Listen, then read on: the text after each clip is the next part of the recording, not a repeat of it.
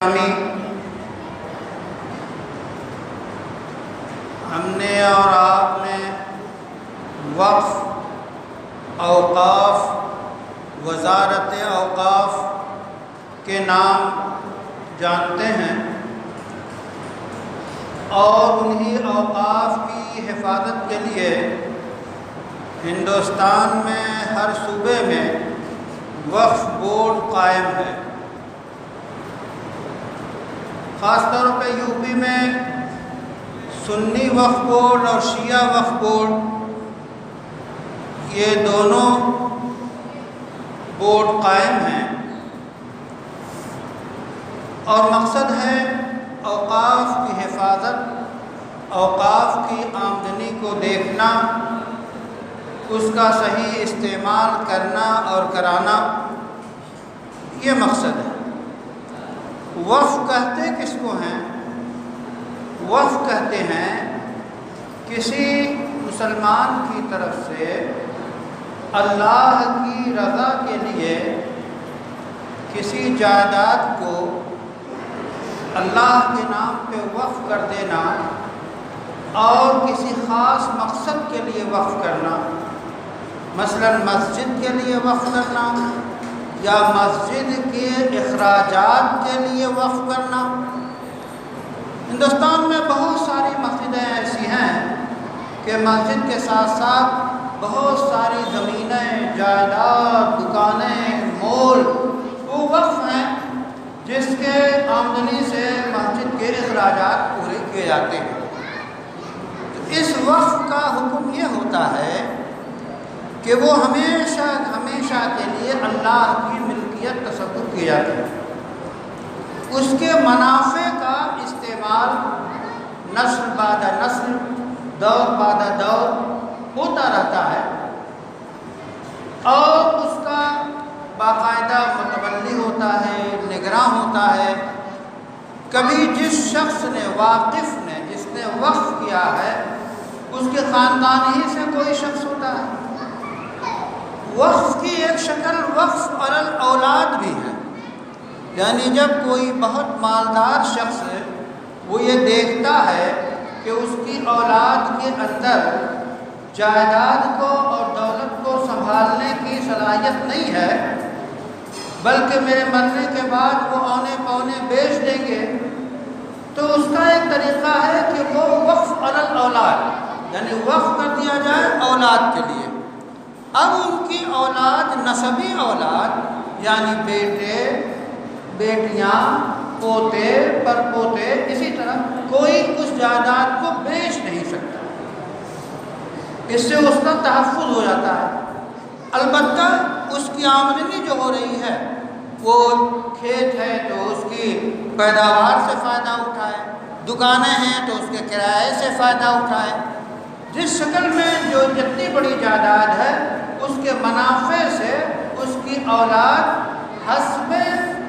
جو ہے ہدایات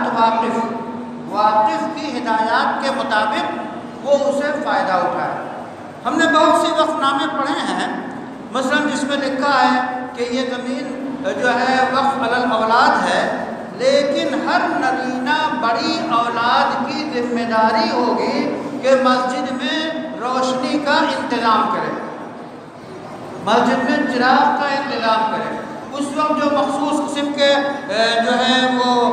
تیل اور بتی اور دیا اور چراغ، اس کا انتظام کرے۔ تو یہ باقاعدہ اس میں شرط ہے، ان شرائط کے تحت اس اوقاف کو اور اس جائیداد کو باقی رکھنا یہ ذمہ داری ہے نگرانی، اس کو بیچ نہیں سکتے۔ یہ تو وقف علی الاولاد ہے، اس سے تحفظ ہو جاتا ہے کہ اولاد اس دولت کو اور گھریلو اور پشتینی جائیداد کو وہ ضائع نہیں کر سکتے، بلکہ صرف منافع سے فائدہ اٹھاتے ہیں۔ اس کے بعد وقف علی الاولاد کے بعد پھر دیگر منافع، یعنی مثلا مسجد کے لیے جو ہے 50 دکانیں وقف کر دیں تاکہ مسجد کی مسجد کے جو اخراجات ہیں وہ پورے ہوں، تو اس شرط کے مطابق یہ پورے کیے جائیں گے۔ ایک منتظم، متولی، نگراں جس وقت میں جیسا ہو وہ موجود ہوگا جو اس کی دیکھ ریکھ کرے گا۔ ان تمام وقف جائیدادوں اور موقوفہ جائیدادوں کے تحفظ کے لیے وقف بورڈ قائم کیا گیا، اور چونکہ ہندوستان کی جو حکومت ہے ظاہر ہے اس کو جمہوری کہتے ہیں، سیکولرزم پر قائم حکومت کہی جاتی ہے، تو اس کے تحت اوقاف کا انتظام کرنے کے لیے بھی وقف بورڈ بنائے گئے، اور یو پی وقف بورڈ، سنی وقف بورڈ، شیعہ وقف بورڈ، اسی طرح پورے ملک کے مختلف صوبوں میں اوقاف پھیلے ہوئے ہیں۔ مسلمانوں کے اوقاف اللہ کا فضل ہے کہ اتنی بڑی تعداد میں ہیں کہ کئی سروے پچھلے 10 سالوں سے ہوئے تو اس کی رپورٹیں ہیں، آج کل وہ خبریں میڈیا میں آ رہی ہیں کہ 8 لاکھ یا اس سے زیادہ جو ہے جائیداد ہیں، اور بھی زیادہ ہوں گے۔ تو یہ مسلمانوں کے اندر اس کے خالق اور مالک نے یہ جذبہ پیدا کیا کہ خود نفع اپنی دولت سے اٹھاؤ اور نفع بخش بنو، لوگوں کو فائدہ پہنچاؤ۔ خیر الناس من ینفع الناس، بہترین انسان وہ ہے جو لوگوں کو فائدہ پہنچائے، اور فائدہ پہنچانے کی ایک صورت تو یہ ہے، بھوکے کو آپ نے کھانا کھلا دیا، پیاسے کو آپ نے پانی پلا دیا، کرائے پہ کوئی رہتا ہے آپ نے اس کا کرایہ دے دیا، کوئی کپڑے کا محتاج ہے اس کو کپڑے دے دیے۔ یہ وقتی فائدہ پہنچانا ہے، اور ایک دائمی فائدہ پہنچانا ہے، مستقل فائدہ پہنچانا ہے کہ آپ نے اپنی کوئی جائیداد محتاجوں کے لیے، بیواؤں کے لیے، غریبوں کے لیے، ناداروں کے لیے، مسافروں کے لیے آپ نے وقف کر دیا کہ اس پراپرٹی اور اس جائیداد سے یہ لوگ فائدہ اٹھاتے رہیں گے، اس کے شرائط آپ نے درج کر دی۔ واقف کی منشا کے خلاف کوئی عمل نہیں کیا جا سکتا، یہ وقف کے شرائط ہیں۔ مذہبی، یہ سب مذہبی باتیں ہیں۔ رسول اللہ صلی اللہ علیہ وسلم نے فرمایا کہ مرنے کے بعد سارے اعمال تو رک جاتے ہیں، لیکن 3 چیزیں کام آتی ہیں،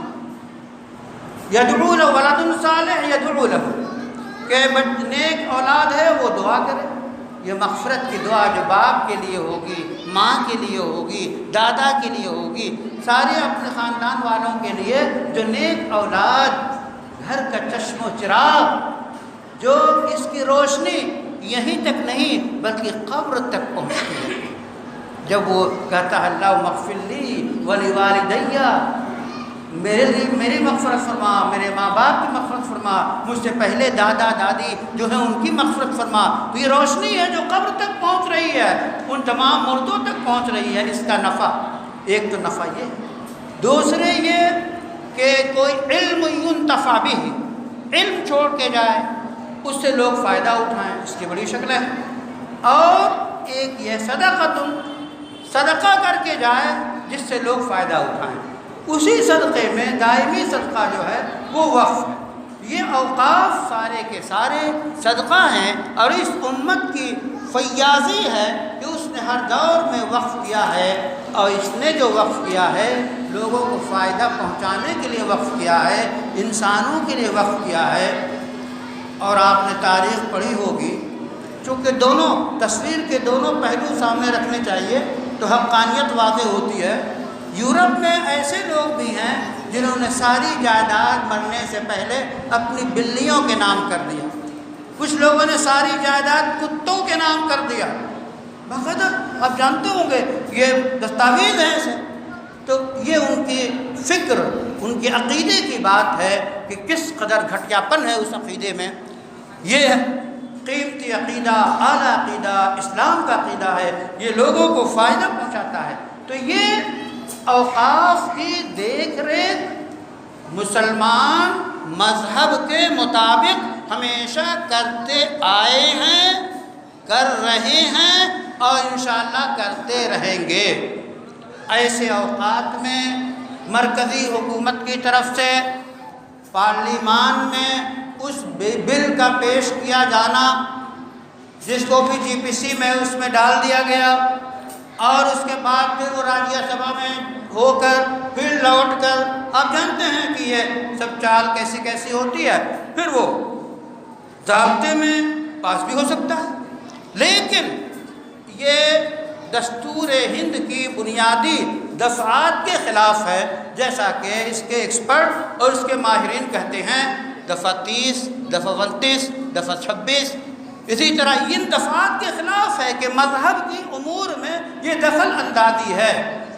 کوئی ترمیم، چاہے وہ 40 ترمیم ہے سنسولیشن کے نام سے، کوئی ترمیم نہیں کی جا سکتی اوقاف میں ایسی جو مذہبی امور کے خلاف ہو۔ اس واسطے آل انڈیا مسلم پرسنل لا بورڈ اور تمام مسلم تنظیمیں اس سے اختلاف رکھتی ہیں اور جمہوری طور پہ اپنی آواز درج کرا رہی ہیں۔ ہم بھی جو ہے بحیثیت مسلمان کے اسی چیز کو مانتے ہیں جو دین ہے اور دخل اندازی کو ناپسند کرتے ہیں۔ وآخر دعوانا ان الحمدللہ رب العالمین۔